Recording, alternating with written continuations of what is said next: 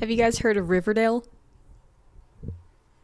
I have. I can't stop thinking about it. I've always been one of those people who goes on like commentary videos and watches people make fun of Riverdale. Specifically the musical episodes, those are really fun. When I started watching people talk about season 3 and season 4 and onward, it just started getting crazier and crazier, and I just thought that sounded so fun, and I've always wanted to just watch it as kind of a joke, as kind of just like for real. And I've tried to start the first season and it just got nowhere. It's just like mediocrity. But then you get to season 3 and the mediocrity becomes more like ridiculous, and I'm starting to enjoy every facet of the show because of how ridiculous it is. And so today, after watching 2 seasons of Riverdale, season 3 and season 4, I'm gonna talk about it. I'm going to give you the plot points for each of our major characters. I'm not going to give you that much context because honestly, the context isn't very important. Yeah, so I've written down some key points for each character. Betty, by far, has the most in season 3. I should have left more space for her. But first, I'm going to give you a brief overview of each of the characters. First, we have Miss Betty Cooper.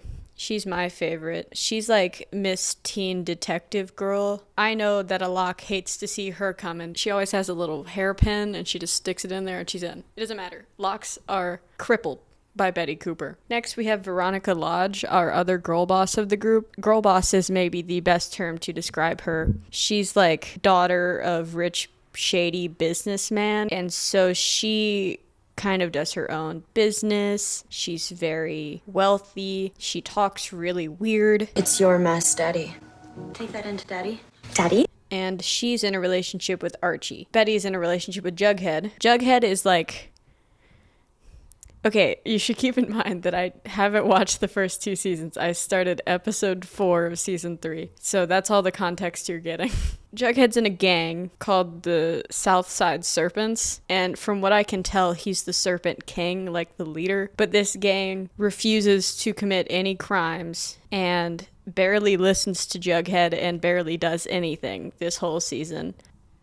I don't really know what the Southside Serpents are about. I am pretty confused about them, and I don't get a lot of clarification. I'm assuming a lot of that is in season 1 and 2, but maybe not, maybe they're just like, yeah, he's in a gang, and they're nonviolent and just nice to each other. Next, we have Archie. Archie is our, main character, kind of. He goes through a lot this season. My man just gets his shit rocked constantly. He's in a relationship with Veronica, who calls him Archiekins. Yeah, he doesn't honestly have that much of a personality aside from being like selfless and guilty a lot. I mean, most of his remarkable traits come from what happens to him this season. We'll get to that. Finally, for our last main character, I'm including Cheryl Blossom. I'm pretty sure I'd count her as a main character. She definitely had the fewest plot points of all of these characters, but she's treated like a main character and she does get a good amount of screen time. I also don't know how integral she is to the plot in season 1 and 2, but I'm assuming she is because I think the show starts with her finding her brother's body in the river. Who knows what that plot was about? I don't. I skipped it. Next to our characters, we have significant people in their lives. I'm not going to talk about them until I get to it because this is just like a lot. And for right now, these are the characters you need to know. Now, to give you a brief description of Season 3. This season centers around the growing popularity of the game Griffins and Gargoyles, which is clearly based on Dungeons and Dragons, but they refuse to explain the exact rules of it. They're just like, okay, we're gonna go on a quest, and then they show people just rolling some dice. And the mysterious Gargoyle King, who kind of runs the game, is some sort of godly figure. Honestly, still don't really understand the Gargoyle King very much, but I'm gonna mispronounce gargoyle a lot. And then also the season focuses on a cult known as the Farm, who's like been slowly indoctrinating Riverdale citizens. Yeah, I kind of came in on episode 4, so I missed a lot of the introduction plot lines. I just kind of got in and they were like, the Farm is recruiting students, and I was like, who's the Farm? It's a cult. I figured it out. We're gonna start strong. Episode 1, Archie is on trial. I didn't watch this episode, I'm reading the Wikipedia description. He's on trial for some sort of murder. He's been framed, but by the end of the episode, my man is in juvie. So starting us off strong, Archie's gonna go to juvie. Meanwhile, Betty is dealing with her sister, Polly, and her mom, Alice. I didn't print out Polly, sorry. She's like barely in this season. So Alice and her sister are both in the farm. And the farm is this creepy cult. We don't really know what it's about, but they're in it. And they're like, Betty, please join. And Betty's like, okay, you guys are in a cult. I'm a little worried. Mom and sister are in a cult. Jughead's doing some general gang activity. They're in a turf war with another gang called the Ghoulies. There's a lot of gangs in this show, and they don't really seem to do much, but they do exist. Betty and Jughead find a body of their friend, and he has like 3 symbols carved into his back. And I'll spoil it, it has to do with griffins and gargoyles. I'm just gonna start saying Dungeons and Dragons. No, it has to do with G&G. It's very suspicious, very dubious. We don't know what it's about. But Betty and Jughead are on the case. G&G investigation.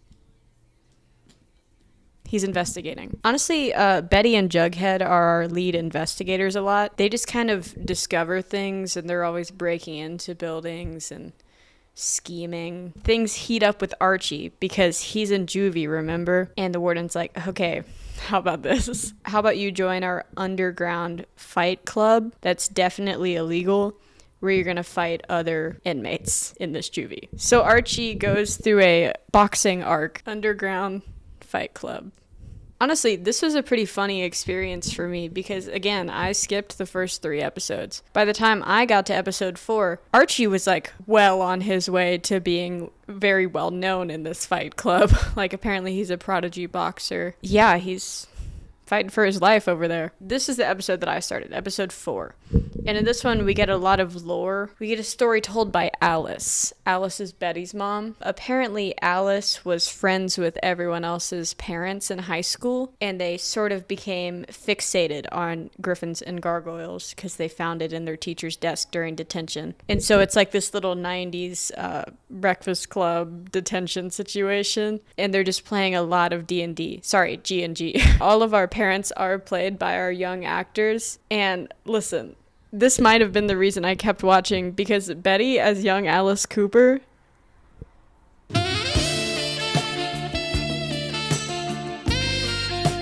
it was sickening. Like, she is so... Anyway, so basically they got super into G&G, and then there was supposed to be an Ascension night that, like, the Gargoyle King put together. Nobody knows who put it together, but at some point, their principal died during it. So Betty is very sure that somebody in the Midnight Club is a murderer and was trying to murder somebody else in the club, but the principal was caught in the crossfire. Oh, and at the end of the episode, it's like a big reveal that Jughead's been playing the game, because apparently the game is like mysterious and addictive and can change you once you start playing. But honestly, Jughead just kind of stays the same. Archie tries to escape. He fails. He is then subsequently branded by the warden with some sort of mysterious symbol that we think is related to griffins and gargoyles. So, the conspiracy is very widespread. It's at this random juvie. And also, what kind of juvie is this? He just got branded. Is there no, like, government oversight? Okay, the same episode, Veronica breaks Archie out of prison. He's in the middle of this big fight with his buddy Mad Dog. Veronica causes this huge distraction, and he escapes through like a sewer tunnel under like the ring. Oh, but before we can add that, I forgot to mention that the episode before I started watching episode 3, Veronica apparently opens her own speakeasy under like the local diner. It's like a secret club, and it's very swanky. And I'm like, aren't you 17? And she's like, I'm gonna name it Le Bon Nuit. So she opens Le Bon Nuit, and that is a big location for the rest of the 2 seasons I watched. And then we also need to break Archie out of juvie. So Archie does escape, then the warden kills himself. I don't know why that happens. I think it's because he failed to kill Archie and, like, fulfill his G&G quest. Honestly, it's very vague at the moment what's going on with G&G. Apparently, the warden and the juvie, were involved in some way or another. Betty gathers a bunch of adult people at, like, Veronica's speakeasy to be like, hey, who killed the principal? She's, like, gathered all her friends' parents. And she's like, okay, who's the murderer. Veronica clears Archie's name. She found some footage of the warden coercing the two witnesses to say that Archie killed that guy. So yes, Archie was indeed framed. But now he's escaped from prison, so he's definitely on the lam anyway. We learned that the symbol that Archie's been branded with apparently means sacrifice. So now everyone who's playing the game is kind of out to get him. Oh my gosh, big moment for Betty. She comes home and she's talking to her mom about the farm, whatever. They turn around. The Gargoyle King is just in their kitchen. And he's like, "Brr," and they run upstairs and there's like a gravestone on her bed. Jughead's dad comes over and comforts them because apparently Jughead's dad and Betty's mom have like a little bit of a thing. They definitely did in high school. Alice's first kid, FP, was the father. That's Jughead's dad. Which makes me feel a little weird, right? Because now Betty and Jughead are dating. And now there are vibes between Alice and FP, like they're gonna get back together, or they're still kind of like flirting. So where does that leave Betty and Jughead? Like, they're not really related, but by the time season 4 comes around, Charles goes into the picture, and Charles is the son of FP and Alice. And they keep on referring to him as our half-brother. Betty and Jughead will be like, oh, what did our half-brother say? Don't call him that. Y'all are dating. Anyway, FP comes to comfort them. It's like, oh my god, it's okay. Like, don't worry about it. And then Alice goes off the handle and is like, the only place I know you can be safe from the Gargoyle King, Betty, is at the Sisters of Quiet Mercy, which is like a scary orphanage hospital with scary nuns. I don't really know the deal. Apparently, Betty's sister was in it for some period of time in season 1 or 2. Again, don't ask me. But she is committed, basically, against her will, because Alice is like, hey, gotta keep you safe. And then at the end of the episode, she goes into an art class and everyone's painting the Gargoyle King, so she's clearly not safe. And Alice just had her committed for no reason. Archie and Jughead have left town. Oh, hold on. I didn't add the sticker. Oh, we have a couple for Betty. Alice reveals the Midnight Club, and the Gargoyle King is in their house. Big day. We also have Betty being taken to the Sisters of Quiet Mercy. Archie and Jughead are now on the lam. Archie is intent on leaving the town. He is scared of Hiram Lodge. Hiram Lodge is Veronica's dad. And remember, Veronica and Archie are dating. Veronica's dad apparently is very intent on killing Archie for no reason that I can think of, but seems very committed. And so Archie's like, listen, I've escaped from prison. Even if my name is cleared, thank you, Veronica. I am very scared to stay in this town because Hiram's never going to stop coming after me. So I think it's just time I leave. Veronica and Archie break up. Varchie is not endgame. Jughead just decides to go with Archie. I don't know. This episode also pisses me off because none of Betty's friends are like, hey, where's Betty?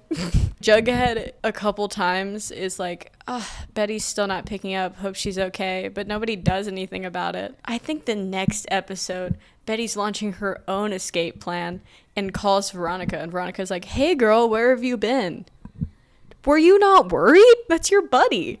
So Archie and Jughead are on the run. They go to this town, which is apparently like an evil G&G town. So it's like basically abandoned, but there are a couple kids playing G&G and there's mysterious symbols on the wall. Jughead learns that Hiram basically owns the town. Archie's in trouble, but they get out. It doesn't matter. Betty figures out that the Sisters of Quiet Mercy are kind of threatening the students, the patients, with the Gargoyle King. She learns that patients that get in trouble have to go see the Gargoyle King, and she's like, what's up with that? Whatever. And then she finds evidence that there's fizzle rocks being traded. Fizzle rocks are the drug of choice in Riverdale, and often people will take fizzle rocks and play G&G at the same time, and that's bad.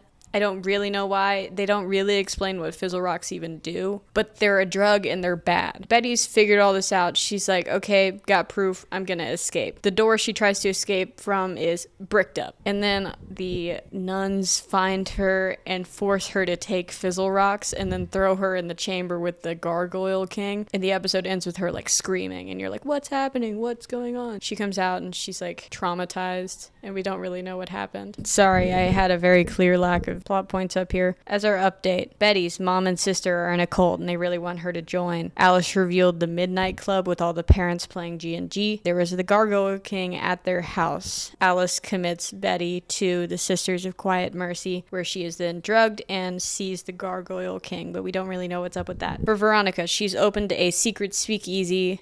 Okay. And she's broken Archie out of juvie before they broke up. Jughead is just doing some general G&G investigation. He seems very intent on the fact that G&G isn't just a game. It's sort of reflective of all the events happening in Riverdale, like as a town. He leaves town with Archie and they find the evil G&G town where he discovers that Hiram is definitely part of it and at least is definitely part of the drug trade. Archie was in juvie in an underground fight club, but then he escaped and now he's on the lam. Now, I should probably talk about Cheryl. She doesn't have any real significant plot points this season. I will say my first impression of her was that she was horny as fuck. Her and her girlfriend, Tony, they never stop hooking up. Honestly, for the first 4 episodes I watched, I feel like every time they were on screen, Tony wasn't speaking. Cheryl was like talking over and over again, and then it would cut to them in Cheryl's room and they would just start making out and having sex. And I was like, okay, so what's the deal with these two? Did I just miss like all the arc that like put them together and had all their character development, or have they always been like this? Because it kind of seems like they don't really know what to do with her this season.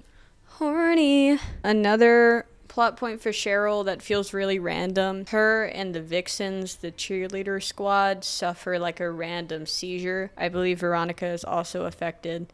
They recover, and she asks Tony to move in with her. Random seizure, my favorite kind. We're introduced to Jughead's mom, Gladys, and Jughead's little sister, Jellybean. These parents are demented. I'm pretty sure Jughead's real name is Forsyth, which is honestly kind of worse. So they've come back into town after leaving for some reason. They are like, Hiram's gonna take over the town, like you have to stop him. Remember, Hiram is Veronica's evil dad who's trying to kill Archie. Archie leaves by himself. He's like, Jughead, you gotta go back to your family. I'm just gonna keep going on the run. Now Archie's by himself. Betty has just figured this out in no time flat. She learns that the chamber where the Gargoyle King isn't actually like a person.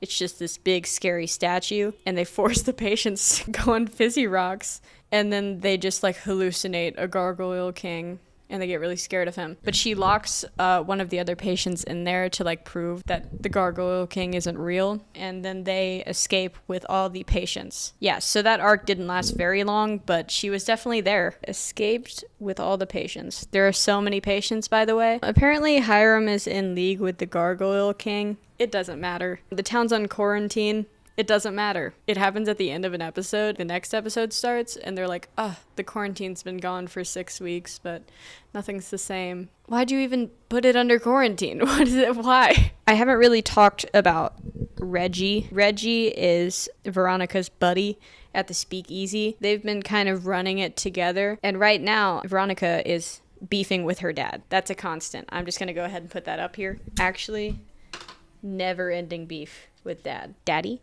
I will not accept your terms. She's been forced to pay protection to Hiram, her daddy, so that her employees don't get beat up. And this happened because Reggie got beat up by some gargoyle people. Oh, also, they hook up. We knew it was coming. Honestly, Riverdale does this thing where as soon as they want to put 2 characters together, 2 episodes before they kiss, they just start hanging out more. And they're in more scenes together. And you're like, hey, this duo hasn't been together for a while. Or this is a different duo. You know that in 2 episodes, they're going to kiss. I kind of like Reggie. He gives very himbo energy. But he has more personality than Archie, which is crazy. Oh, and also, Archie is mauled by a bear. He's like hiding out at this isolated cabin, and he goes on a walk with his dog, and there's just a bear. Yeah, so he's mauled by a bear, and he almost dies, and he hallucinates playing G&G with these ghost kids. I don't really know what it means. He, like, hallucinates killing Hiram, which, like, good for you. He hallucinates playing with his friends. Yeah, it doesn't make that much sense, but he does survive the bear attack. And, honestly, with not that many wounds, he was kind of only hurt here, and by the time we see his scars, they're pretty small. Archie is maybe invincible. He gets his shit rocked constantly. And the next episode, he just like has a couple bruises and is doing fine. Half of those beatings should be getting him in the hospital. I can't get into this. He's also shirtless every episode. They're like, KJ Appa, your abs, oh my god, please show them. And KJ's like, okay, fine. Betty is like trying to get the nuns to testify against Hiram about the drugs and everything, but then she arrives at the prison and all of the nuns have died because they've drank like cyanide or something. The nuns all die. Cheryl and Tony are both kicked out of the Southside Serpents. They were both members. I believe that Tony's like kind of a legacy member. I don't really understand, but they get kicked out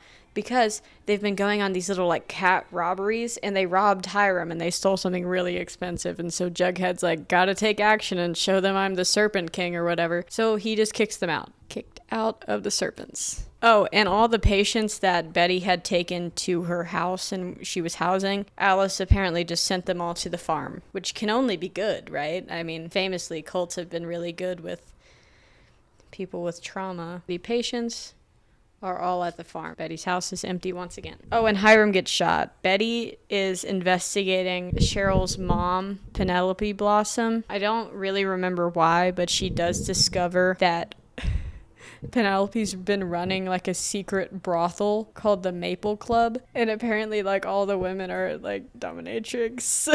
And I'm a little uncomfortable because isn't Betty like 17? Whatever. They found the Maple Club and it made me uncomfortable. Archie has come home finally after the bear attack, and he's very angsty. He is angsty to the max. He's been drinking. Going to school feels very beneath him at this point because of how much he's been through. It just doesn't feel real. He's struggling, and he's kind of bonding with his buddy Josie. Josie is our resident singer girl. Actually, Riverdale does this really fun thing. When they want a good montage, they'll have Josie at the speakeasy at Veronica's club start singing a song, and then they'll intercut it with Archie in a boxing match, or Archie fighting a bear, or Jughead finding clues or something. I always thought it was so funny that they chose to do this. Like, one of them was Veronica was singing Back to Black, and I was like, how did they even get Back to Black? Like, how'd they get the copyright? But then I realized they get around it by just having all their actors sing it. They're covers, which is kind of genius when you think about it. Anyway, Archie and Josie are kind of bonding, so you know that in about 2 episodes they're about to kiss. A lot of stuff happens here according to the Wikipedia description. None of it feels that important. It has to do with Hiram getting shot. Apparently Veronica's mom had to do with it, maybe planned it, so that's fun. And then she kills the sheriff. That never comes back, don't worry. So just know that Veronica's parents are fucked up. Just have that in the back of your noggin. Okay, so I haven't really talked about him, but Betty's gay best friend is named Kevin, and his whole role is like being in the group and talking about how much he wants a boyfriend. Right now, he's dating this guy named Moose, who's in the ROTC, and his dad's like kind of homophobic. Cheryl's like, I know that you guys want to be together, so she makes Kevin's like, oh, I just want Moose to be out already, like I want to be able to, you know, go in public together. And Cheryl goes over the announcements and is like, I have a secret item that one of the ROTC boys is actually gay and is in a relationship, haha. Everyone gets really mad at her. They're like, I can't believe you almost outed him, that's crazy. But the whole plotline gets resolved because Moose finally gets the courage to come out to his dad. Everyone thinks it goes well, but then the dad kidnaps Kevin and Moose and like tricks them into thinking they're about to be sacrificed to the Gargoyle King, I guess to like scare him straight. It's pretty intense.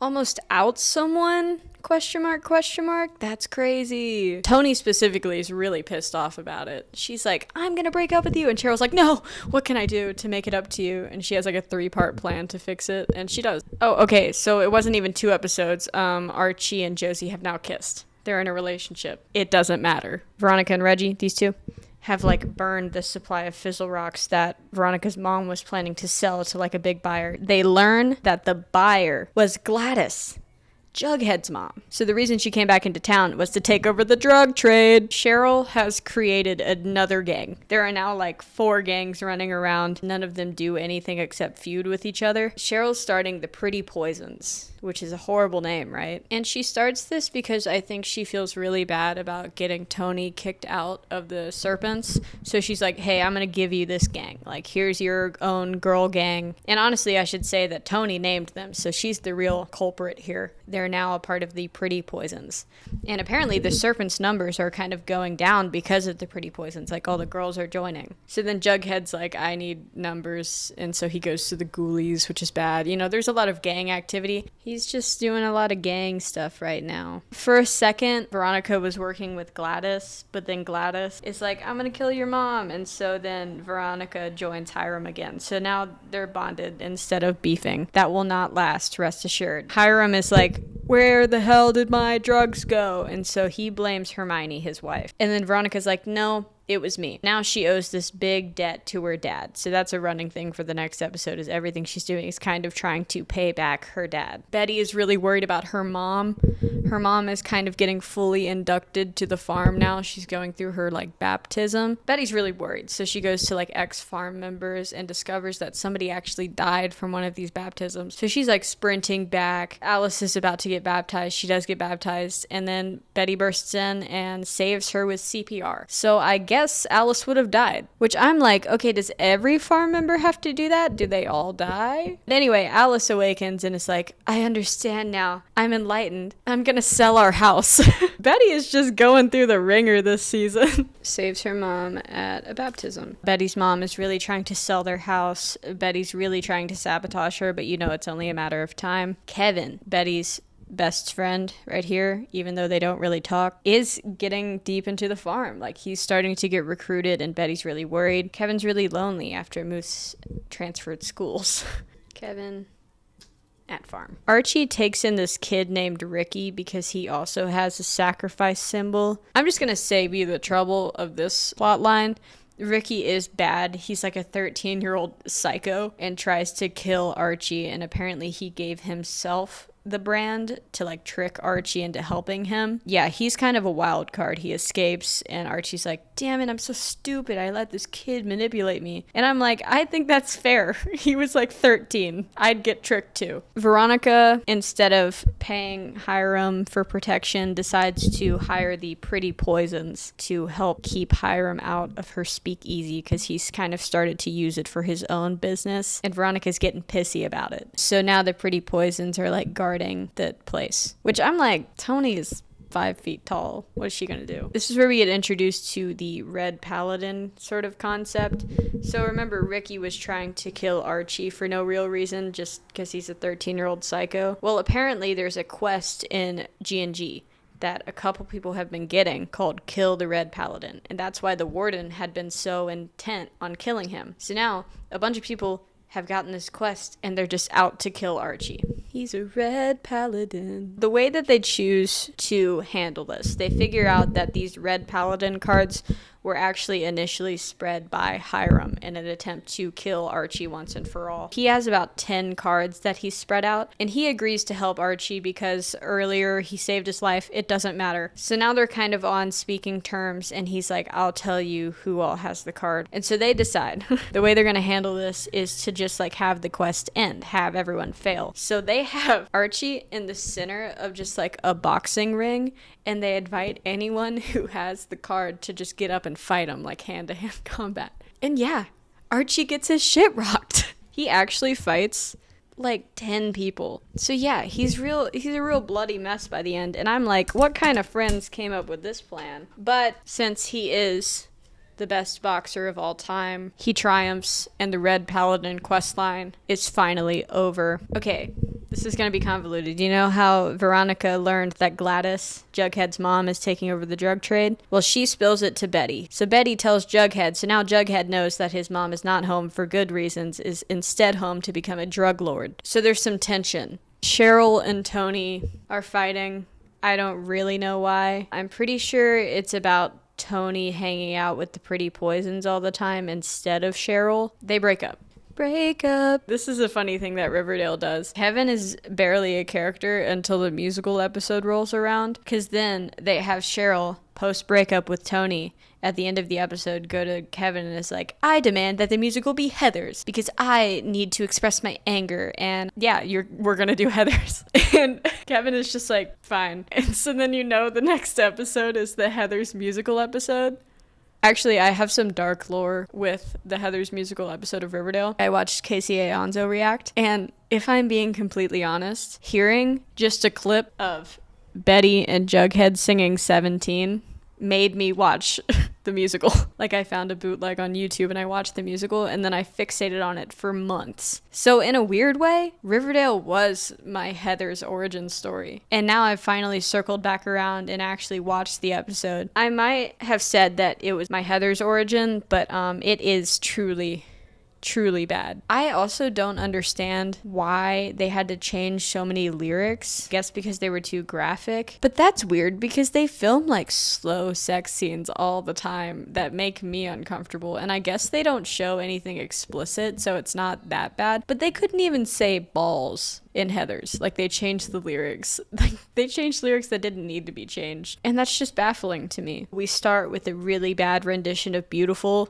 From my understanding, Kevin is the only one with actual, like, Broadway experience. And I'm gonna say something controversial. I think he sings maybe the worst. But you know what? He's better than Jughead. Poor Cole Sprouse. Riverdale got him to sing before Disney Channel did, which is pretty crazy. Evelyn. We don't know Evelyn yet, but she's kind of the leader of this farm recruitment thing. So she is now co-director of Heathers. Remember, Kevin and her are tight because they're both in the farm. The farm is apparently financially backing the musical, so she kind of gets a lot of authority.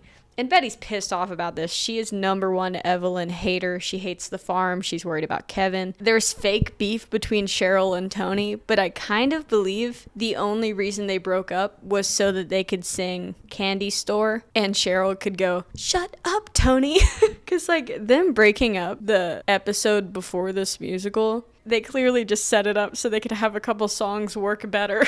Okay, there is a ridiculous plotline. I know it's probably the least crazy if we're talking just like sheer believability. Veronica's parents are getting a divorce. She goes into her dad's office and her dad's like, Mija, your mother and I are getting a divorce. And Veronica is actually like crying, screaming, throwing up. She is so upset by this. She's like, you told me that family is the most important thing. I can't believe you guys didn't tell me. You guys can't get divorced. And I'm like, they tried to kill each other a couple times. Like, I think maybe divorce is the best answer. I thought she hated her dad. I thought she had beef with her mom. Why does she want them to stay together? It makes no sense. But she's really broken up by this. She actually gets a whole song at the end that I did skip. I don't like the song anyway. Also, I don't like Veronica singing very much. Betty learns that their principal is in the farm. That's not great. Jughead and Betty blow up a drug lab that Gladys is using that's like in their old family trailer. Before the musical starts, they're just like in their car watching the trailer just go up in flames. Mom takes over the drug trade. Jughead sings 17 from Heathers, and I like that song. Destroys drug lab. Pretend that's both Jughead and Betty because they did it together. They were conspiring. Oh, in the same episode, Cheryl and Tony get back together. Wow, that was literally a 1 episode turnaround. Reggie and Veronica break up, but nobody thought that was gonna last very long. Yeah, and at the end of the musical, like, they're singing Beautiful reprise, and then the musical comes to a climax and it ends. And instead of thundering applause, there's just kind of silence. And guess who stands from the audience? Chad Michael Murray, who plays Edgar Evernever, the leader of the cult. And he just kind of starts slow clapping, and then everyone starts standing up and slow clapping, and so you realize that almost everyone's part of the farm. Yeah, that's how that episode ends. What I hate about Riverdale musical episodes is they're easily the worst episodes in the season, but they also choose to include pretty important plot points in them, so you have to watch them if you want to understand what's happening. Not that I like really understand what's happening, but if you want it to be coherent, you have to watch it. Betty has a plan. She's like, Cheryl, do me a favor, get in good with the farm. I can't get in. They don't trust me because they know I'm a hater, and so I need you to get in there. You need to get some information. I'll put a bug on you. We're good. This doesn't go well. Cheryl just gets initiated into the farm. Like that same episode. She's like, yep, I love the farm. I'm gonna stop spying. So it's not looking great for Betty. The prison/juvie that Archie was at is closing, and they manage to get all the inmates free before they're transferred to Hiram's prison that he's now opening. He's opening like a privately run prison, which I think he's using to make drugs, but I can't remember if that's still true. I'm pretty sure he stopped with the drugs, but he's still doing the prison. Okay, this is a bad episode for Betty. Betty's like, oh my god, Cheryl, you're being brainwashed, because Cheryl is staying at the farm because she's like, they let me see my brother. If you'll remember, Cheryl's brother Jason has been dead since literally the pilot, and so Betty's like, hey, that's not possible. She talks to her mom, and her mom's like, yeah, they let me see Charles, my long lost dead son. And Betty's like, that can't be true. And so she tries to like show them proof that, you know, their respective loved ones are actually dead, and it doesn't work. And so Betty decides to just kidnap her mom. Like, she chloroforms her and takes her to a bunker and like handcuffs her to a bed, and it's like, look through this scrapbook so you can remember who you are. It's a felony. Kidnaps her mom. Oh, I forgot to add Cheryl's stickers. Undercover at the farm. Ends up joining the farm. Archie's pursuing his boxing career, but he keeps pushing himself too hard and he like faints. I don't really care that much about Archie's storylines at the moment, which is unfortunate because they really want me to care, but I just don't. I believe in the same episode Betty does let go of her mother at the end, but it's a pretty good amount of time that she was in that bunker. And also she's like, okay, Cheryl's in with the farm. I need another inside man. So then she talks to Tony and she's like, Tony, I know you care about Cheryl. I'm worried about my mom. Let's try and figure this out. So she sends Tony in. Can you guess what happens? Tony is now a farmie. Archie is doing like this big boxing rematch with this huge guy. His buddy Mad Dog warns him that this guy is dosing, like he's clearly on drugs and it makes him like an animal. And so he gives this thing of pills to Archie, like, hey, just in case you need to even the odds. Archie's like, fuck that, I'm not gonna use that. They go into the match and Archie does manage to prevail and he hits like a knockout blow. And then the opponent dies. Oops. He killed a guy. He really died because he was like on drugs and he got head trauma or something. But his family's real pissed at Archie. And there's a whole plot line there where the drugs are blamed on him, but they resolve it. Things are heating up with the Jones family because Jughead's little sister Jellybean is now being threatened by that little 13-year-old psycho, Ricky. And so the whole family's all together. And the evil G&G guy, I forgot his name, is like, you're gonna have to play a game if you want to save Jellybean. And so they play a game. In the process of this game, Gladys is stabbed. FP is shot, and their marriage is destroyed because the drug lord lore is revealed. Also, part of the game was robbing like the local diner, and he gets shot while that happens, and then there are no foreseeable consequences for robbing a place. Mom stabbed, dad shot. Bad week for the family. But Jellybean's okay. I think Jughead gets locked in like a freezer at the end and he just like breaks himself out. Like he breaks the hinges off. And I'm like, okay, you want me to buy that Cole Sprouse could do that? Oh my god. Do you remember I mentioned Evelyn, who is the co-director of their High School Musical? Yeah, apparently she's 26 and has been transferring from schools to schools to like recruit high school kids for the farm. And we all thought that she was Chad Michael Murray's daughter, like Edgar Evernever's daughter. Turns out they're married. And Betty's like, wow, you're deranged. Okay. I've been hiding something from you. I think I forgot this whole plot line. But a couple episodes ago, Alice was like, hey, I gave your whole college fund to the farm. Isn't that fun? And Betty's like, what the fuck? And so she has to get her dad's signature on like an affidavit to prove that he didn't actually sign the papers that let Alice get rid of her money. Right? Whatever. The real kicker is that in order to get this signature, Betty has to visit her serial killer father in prison. Now, this was especially fun for me because circa season 1, Hal Cooper was just a normal guy.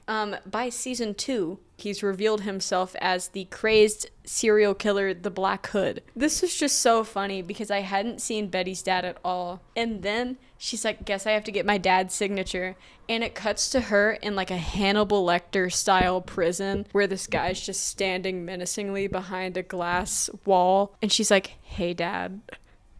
Honestly, it's one of my favorite plot lines. The serial killer dad plot line. It's golden. She loses her college fund, and then she visits her serial killer dad.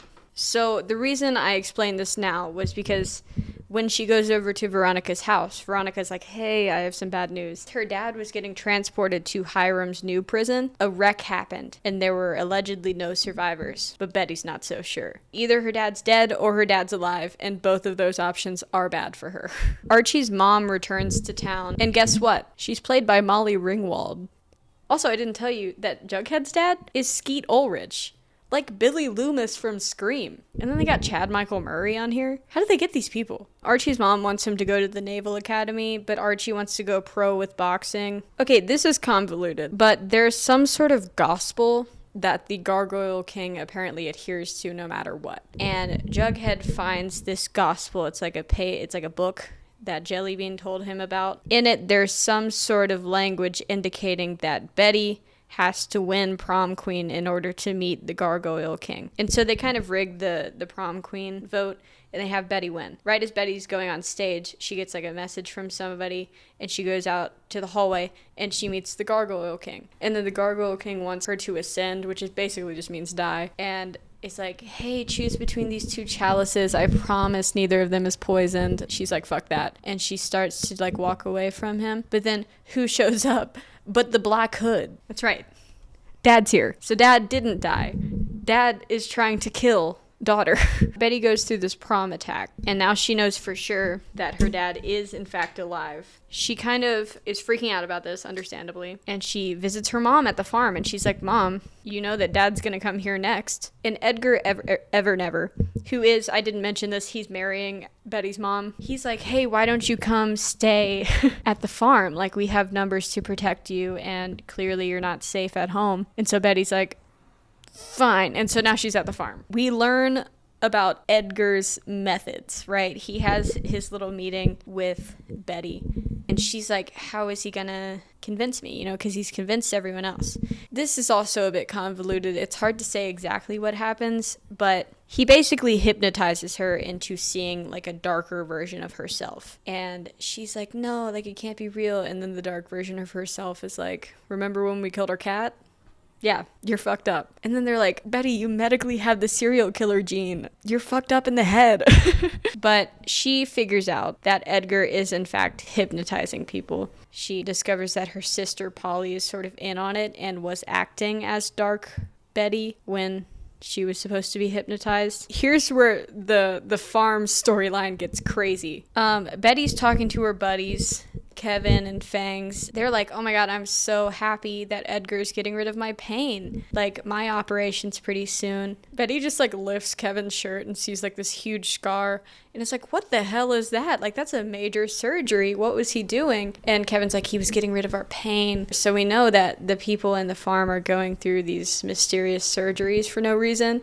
And we know that Edgar is actively hypnotizing them while this is happening. Are you ready for the farm reveal? Betty picks a lock, you know, as she does. And she goes into a room and she finds organs. The farm is an organ harvesting cover. Edgar is like convincing these people that they have pain, and then like he just took Kevin's kidney. That's insane. And so she convinces Cheryl that that's happening. Cheryl's like, okay, I gotta get Tony because Tony's operation is happening right now. So she manages to get Tony out, but she gets captured. Betty also gets captured by Kevin and Fangs while she's trying to like convince them. And there's a great line in season 4 where Kevin's trying to like make up with Betty. Kevin's like, I know you're mad about all the farm stuff. And Betty's like, oh, the time you dragged me by my ankles to get a lobotomy? So yeah, she nearly gets lobotomized. Farm is actually organ harvesting, almost lobotomized. Archie and Veronica are kind of planning on a way to deal with Hiram. And so there's a very convoluted scheme where like technically Veronica's dad owns like the lease to the speakeasy that she thought she owned. And so she's gonna blame all the illegal activities going down in that speakeasy on her dad because his name is on the lease. And so they plan a boxing match between this adult man and this 17-year-old child. While that's happening, they have federal agents finding evidence. And so at the end of the match, the FBI comes in and dramatically arrests Hiram. gets dad arrested. Yay, Hiram's gone. I sure hope that'll last. This finale is pretty crazy. Turns out the mastermind behind the whole G&G Gargoyle King thing is Penelope Blossom, Cheryl's mom. And she literally buys Betty before she's like lobotomized and has this weird dinner with all of our main characters except Cheryl. These four are like in this, like they're getting hunted in the forest behind Penelope's house. And they all have to go through their trial or whatever. Can you guess what Archie's is? It's a fist fight. Archie doesn't do anything else. He just gets his shit rocked and punches people and is shirtless. Sometimes he sings. Veronica's trial is like a Russian roulette where her and Betty have to take turns drinking glasses. One of them is supposed to hold a very fast-acting poison, but then they just drink all the cups and they feel fine. And then Penelope is like, good job. Actually, all the cups had poison and they're slow-acting, so you need to find the cure soon. Jughead also just has a fist fight and he just takes care of it pretty fast. Betty's trial is to shoot her dad. The Black Hood just shows up and is like, hey, if you want to get to the antidote, you got to shoot me. Betty shoots her dad. Like, she shoots him in the hand to, like, get rid of a weapon, I think. And then she grabs the antidote. She gives it to Veronica, and she drinks it. And then Penelope comes up and just shoots her dad in the head. So he's dead. Shoots her dad. Back at the farm, Cheryl has stumbled across something horrifying. Remember how I said that Betty was being tricked by her sister into thinking like she was seeing a darker version of herself while she was hypnotized? Cheryl's reason why she joined the farm was because she was able to speak to Jason. So when she goes into that like hypnosis room, she's like, who's that sitting in that chair? Hello? Speak to me. And then she turns the light on and she screams. And we don't see what's on the screen, but I'm just going to spoil it for you. It's Jason's corpse. It's been like 2 years and he still kind of just looks like that. Cheryl's horrified. I sure hope nothing else happens with that body. Alice shows up and saves Cheryl and lets her out of the farm, and I think saves some other people, but she's like, I gotta go back. My other daughter's still in there. I gotta save Polly. I'm pretty sure at the end, they go back to the farm to get everyone, and only Kevin is left. And all their clothes are still there, and Kevin's just sitting, and he's like, they all left me. And it kind of looks like they've been raptured, but the next season they're just like at a different place, so they just left. I believe the pretty poisons and the serpents are what save our core four from being killed by Penelope. So they're saved, they go back to the farm, they see the rapture, whatever. And then, yeah, I guess that's it. So then Betty and Jughead go to their shared house because, yes, his mom bought her old house that Alice was selling. They're living in the same house now. They go back to their house and they're greeted by a stranger. Who could it be? It's Charles, both of their half-sibling. Charles is the son of Alice and FP when they were in high school, I'm pretty sure. Betty is the daughter of Alice and Hal, so she's related to Charles on her mother's side. Jughead is related to Charles from his father's side. So I'm like 90% sure they're not related, but they are living in the same house, and by season 4, FP and Alice are just like fully in a relationship. Both the mom and the dad are in a relationship, while the son and the daughter are also in a relationship. Charles is there and he's like, I'm part of the FBI. Do you want to help me? I'm here to help you. So then Betty's bonding with her brother and they're helping the FBI. Yeah, so that's season 3. My favorite part was probably Betty visiting her serial killer dad because it just caught me so off guard that I laughed really hard. But there are some great moments next season. I think I'll film that later because I'm pretty tired. I'm sorry if you can't really read this, or I'm sorry if the angle isn't great. This is kind of my first time doing this sort of video, but I hope you enjoyed. I hope this is a little bit coherent, and if it wasn't, like, that doesn't matter because the show isn't coherent. So I'll see you in a little bit for season 4, hopefully, if I actually do that. This is our state of play post season 3. Let me know your favorite character. Thanks.